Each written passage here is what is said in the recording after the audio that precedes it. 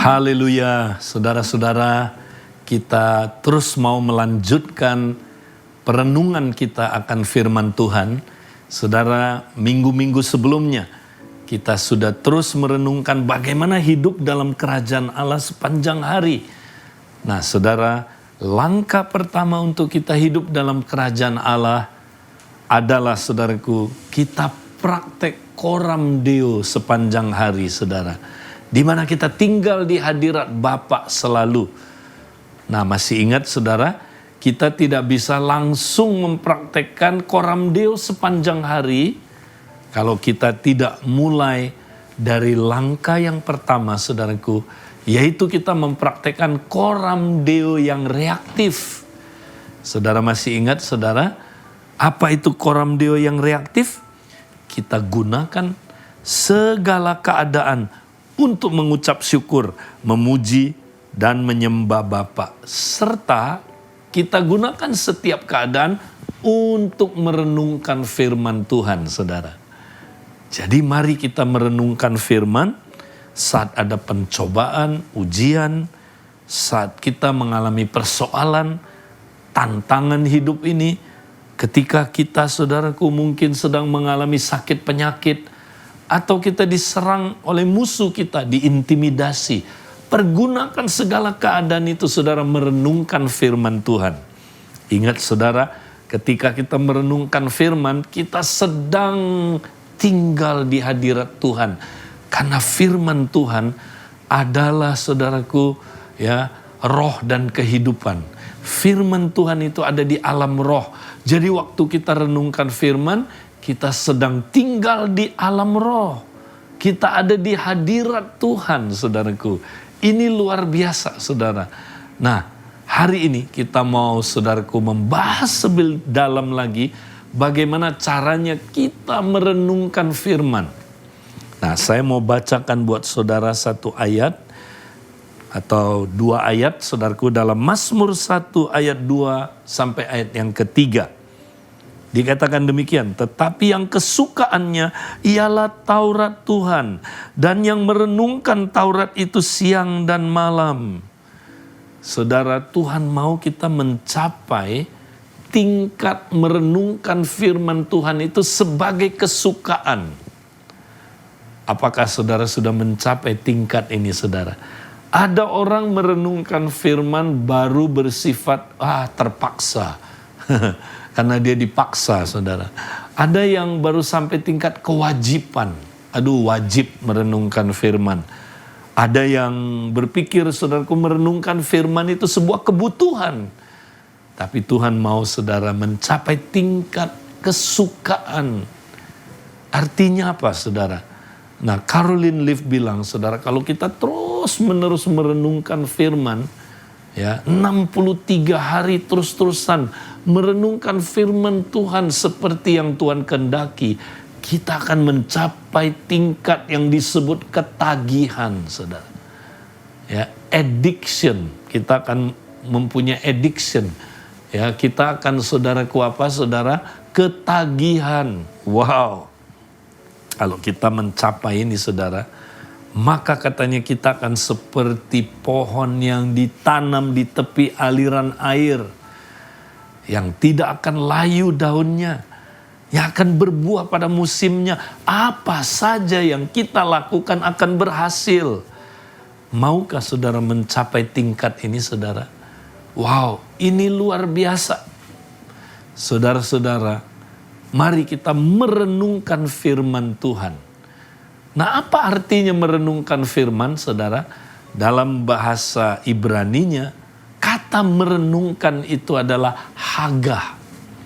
Nah, haga, saudara, artinya bukan hanya memikirkan firman itu terus-terusan, membayangkan firman itu terus-terusan, tapi haga juga artinya bergumam. Ya, bergumam. Mulutnya, saudaraku, mengucapkan firman itu sampai bisa didengar oleh telinganya sendiri. Nah, saudara, ini sama seperti binatang memama biak. Saudara pernah lihat entah itu kambing, entah itu sapi. Kalau dia makan rumput, saudara, dia telan dulu rumput itu, kemudian dia duduk di bawah pohon, kemudian saudaraku dia memuntahkan kembali makanan itu, lalu dikunyah supaya lebih halus lagi, saudara. Makanya kalau saudara lihat sapi, kambing, domba, ya mulutnya selalu mengunyah. Nah itulah Hagah, saudara. Ya terus menerus. Ya apa saudaraku? Dia mencerna firman itu dengan merenungkannya, memperkatakannya, merenungkannya, memperkatakannya, saudara.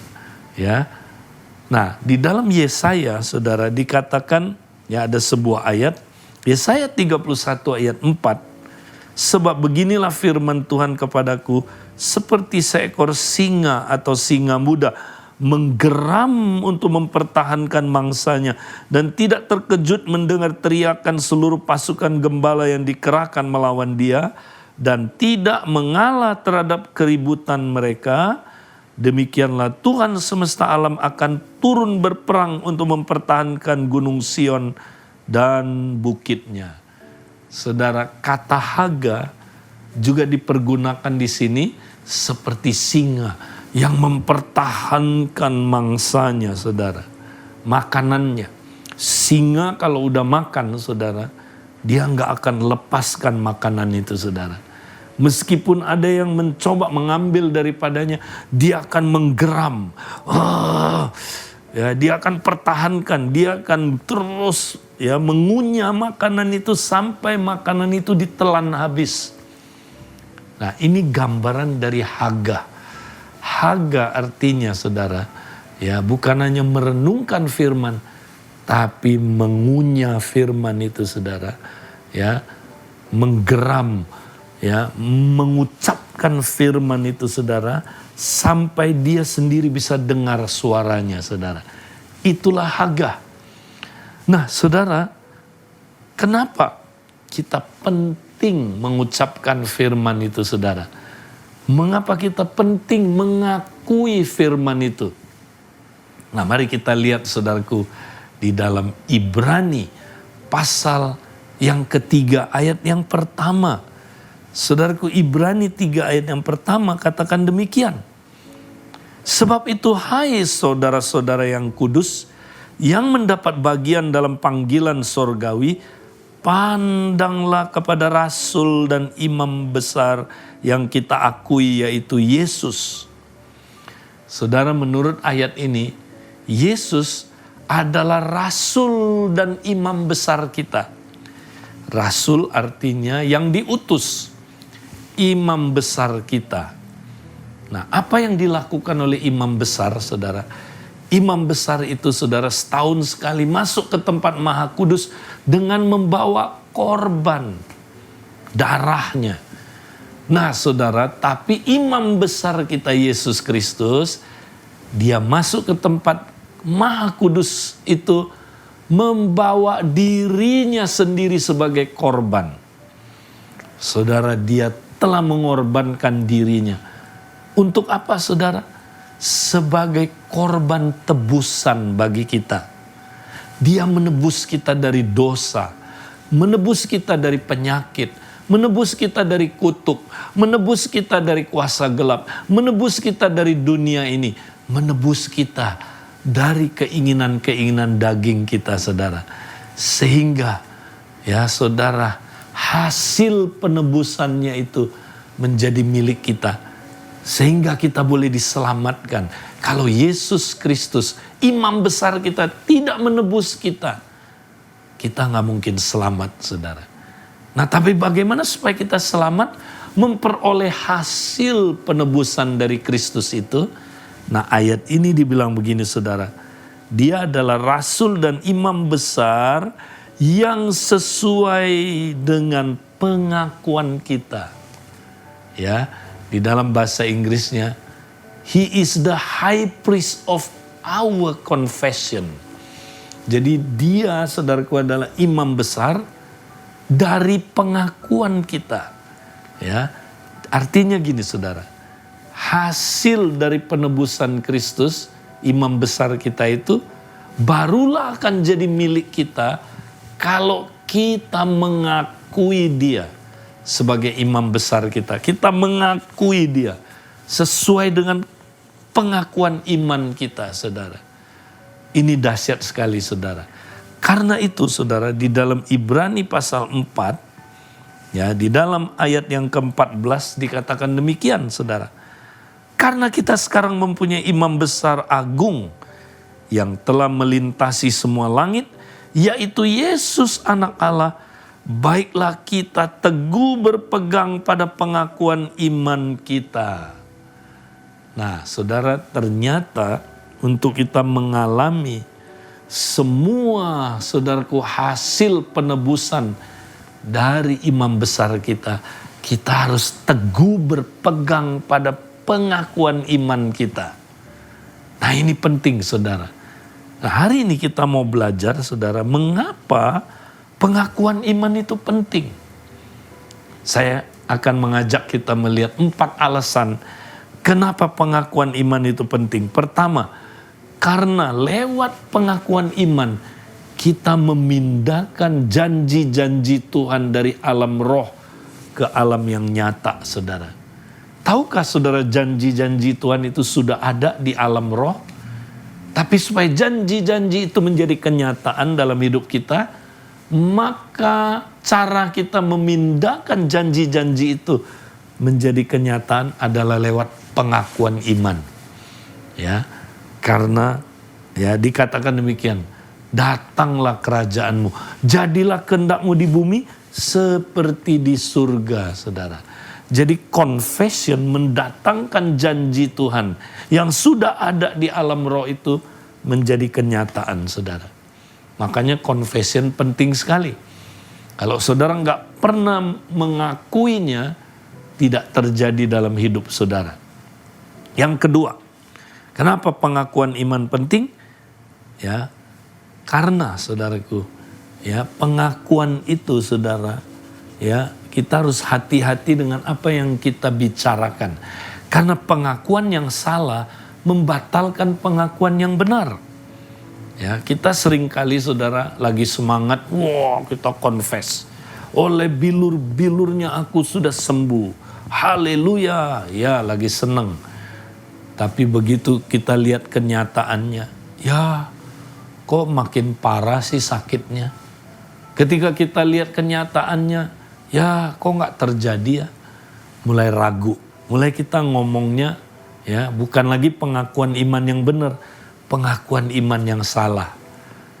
Ya, Tuhan dengar nggak sih ya doa saya? Tuhan, kenapa saya tambah parah, Tuhan? Kayaknya janji Tuhan nggak digenapi. Nah, waktu kita ngomong pengakuan yang salah, saudara, kita membatalkan pengakuan yang benar sebelumnya. Makanya banyak orang, saudara, waktu didoakan dia sebenarnya udah sembuh. Tapi waktu dia lihat kenyataannya, saudara, ya kenyataannya nggak seperti ya yang dia saudaraku akui tadinya. Lalu dia mengakui pengakuan yang salah. Maka pengakuan yang salah itu membatalkan pengakuan yang benar yang sebelumnya. Makanya, saudaraku, ya, kayaknya dia udah sembuh, tapi, saudaraku, akhirnya kesembuhannya, saudaraku, batal. Kenapa, saudara? Karena kata-katanya. Nah, hati-hati dengan pengakuan kita, saudara. Ya, pengakuan kita haruslah pengakuan yang benar sesuai dengan iman kita. Ya. Nah, kenapa, saudaraku, pengakuan iman itu penting? Karena pengakuan iman itu mengalahkan setan, saudara. Ingat, kita mengalahkan setan dengan kesaksian kita. Jadi waktu saudara bersaksi, confess, setan kalah, saudaraku. Setan akhirnya back up. Ya, setan itu mencoba menghalangi, saudara. Ya, menghalangi apa yang, saudaraku, Tuhan sudah berikan kepada kita. Dia coba itu supaya jangan terjadi dalam hidup kita. Tapi kalau kita insist terus, saudaraku, setia terus, teguh berpegang pada pengakuan kita, setan akhirnya kalah. Dan dia mundur pasti. Ya. Yang terakhir, kenapa, saudaraku, pengakuan iman itu penting? Karena pengakuan iman itu menguatkan iman kita. Pengakuan iman itu saudaraku, saudara, mengaktifkan iman kita. Ingat saudara, iman tanpa perbuatan itu mati. Nah, perbuatan apa yang harus ditambahkan kepada iman?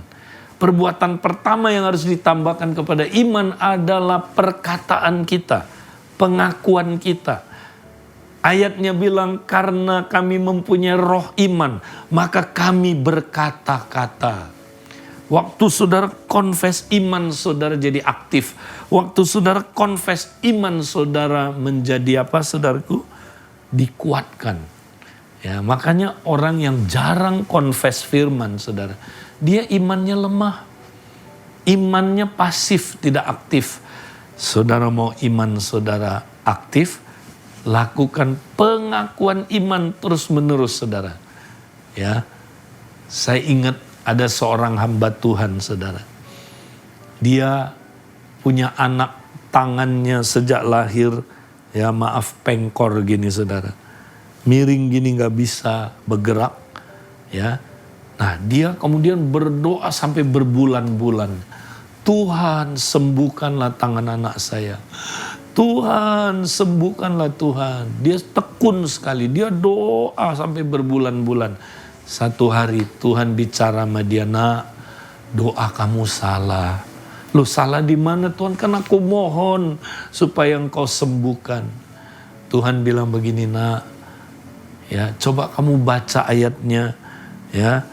Tuhan kasih dia ayat itu saudara. Dialah yang memikul kelemahan kita dan menanggung penyakit kita. Oleh bilur-bilurnya kita telah sembuh. Tuhan bilang, perhatiin ayat ini. Oleh bilur-bilurnya kita apa? Telah sembuh. Bukan akan sembuh. Bukan sembuh pelan-pelan. Bukan mudah-mudahan sembuh. Tapi telah sembuh. Kamu percaya gak kata Tuhan? Wih, dia kayak dapat apa saudaraku? Kayak pencerahan yang luar biasa. Wow, sudah sembuh. Bukan akan sembuh. Bukan mudah-mudahan sembuh. Sudah sembuh. Tuhan, ampuni aku selama ini Tuhan. Aku minta-minta ngemis terus. Ternyata sudah sembuh Tuhan. Ampuni aku Tuhan. Wah, dia bertobat saudara. Dia rubah cara dia berdoa saudara. Dia tidak minta lagi. Tapi dia confess terus saudara. Mengucapkannya dengan disertai dengan syukur. Dia mulai merubah confessionnya saudara. Terima kasih Tuhan. Kau sudah sembuhkan anakku Tuhan.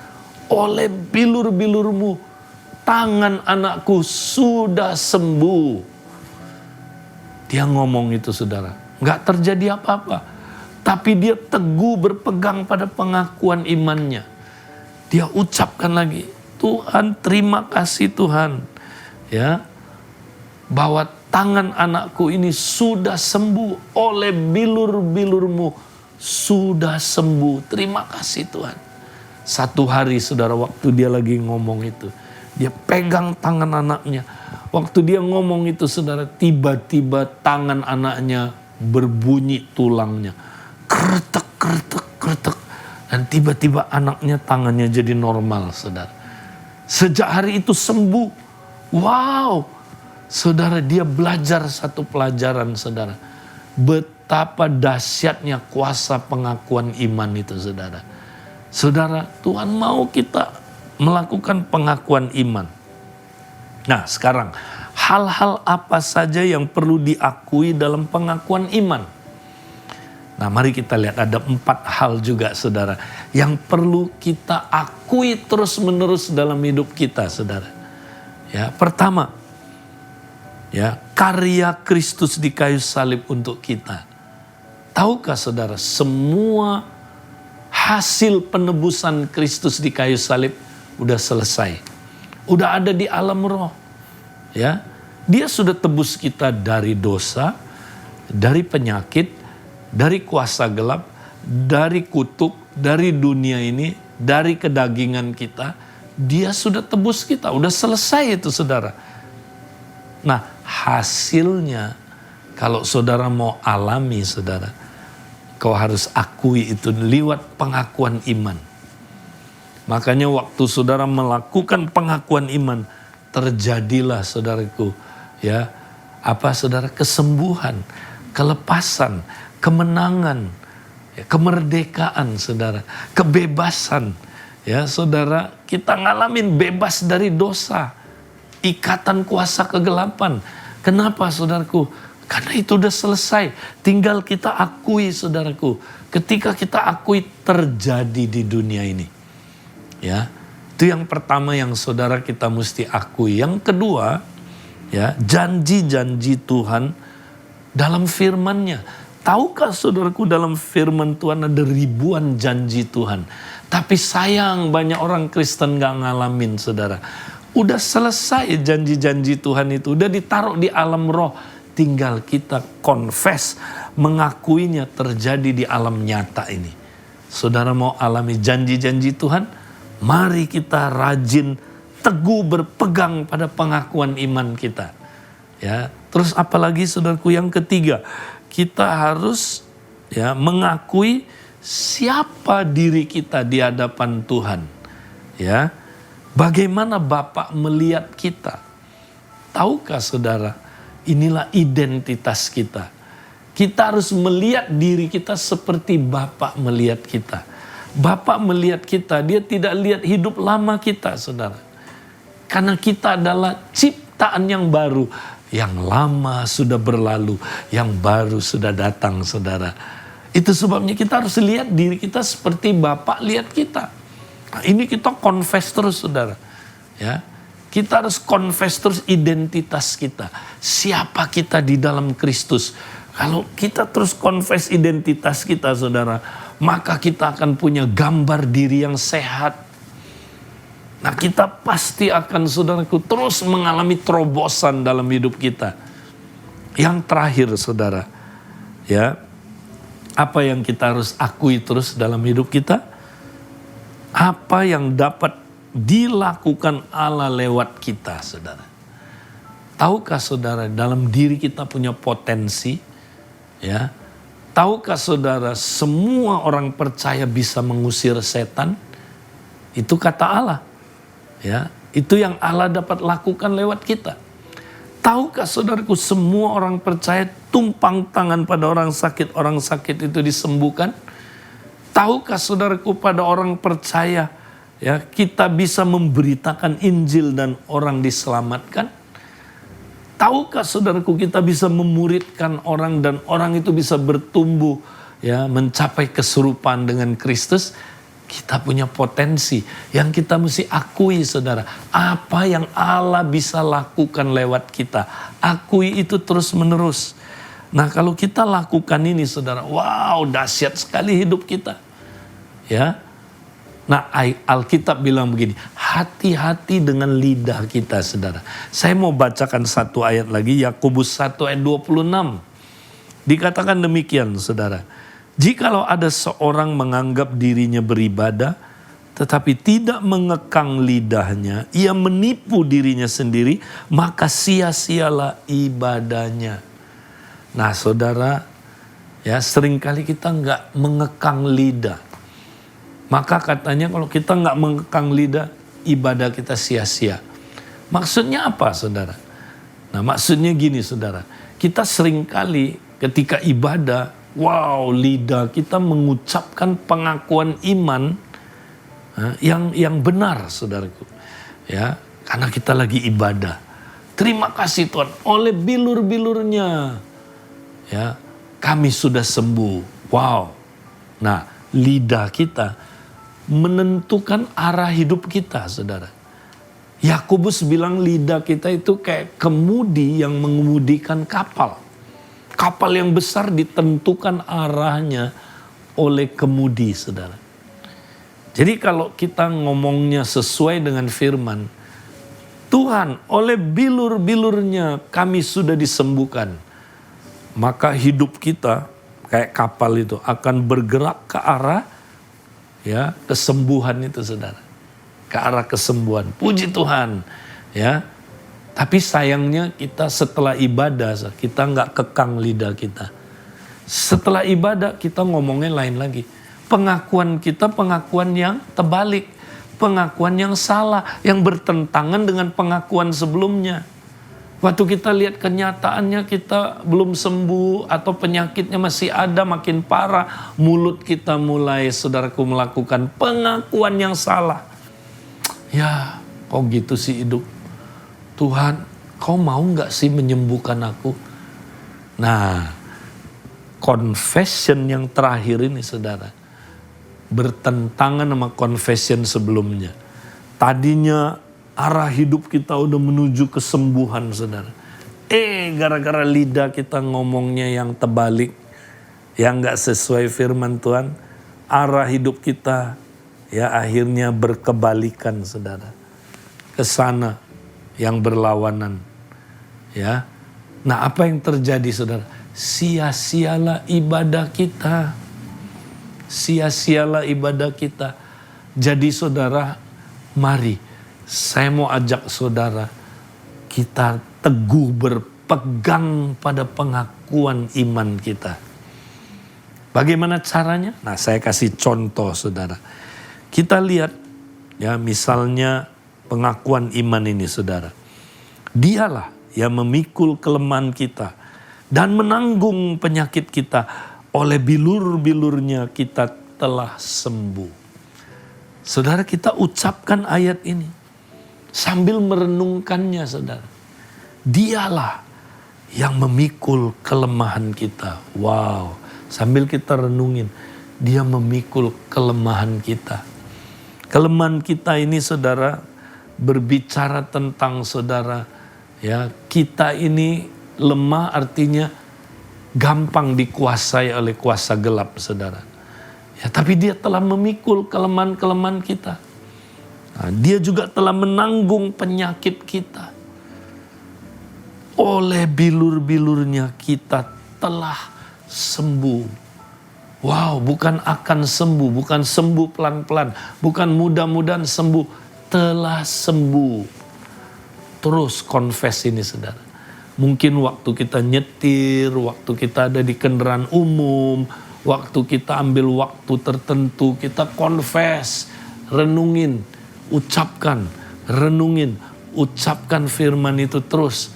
Dan saudara, kalau kita lakukan ini terus, saudara, ya, kuasa pengakuan itu dahsyat sekali, saudara. Maka kita bisa memindahkan realitas alam roh terjadi di bumi ini, saudara. Maukah saudara menjadi orang yang teguh berpegang pada pengakuan imannya? Praktekkan ini, saudara. Dan kita mau menerima berkat Tuhan dan pengutusannya. Saudara-saudara, terimalah berkat dari Allah Bapa, cinta kasih dari Tuhan Yesus Kristus, persekutuan dalam Roh Kudus menyertai saudara sekarang sampai selama-lamanya. Amin.